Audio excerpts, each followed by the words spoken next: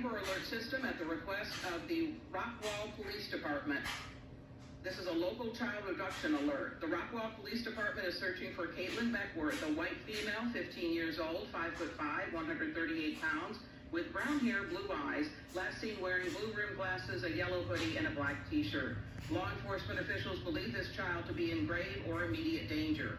This is a local Amber Alert originating from Rockwall, Texas.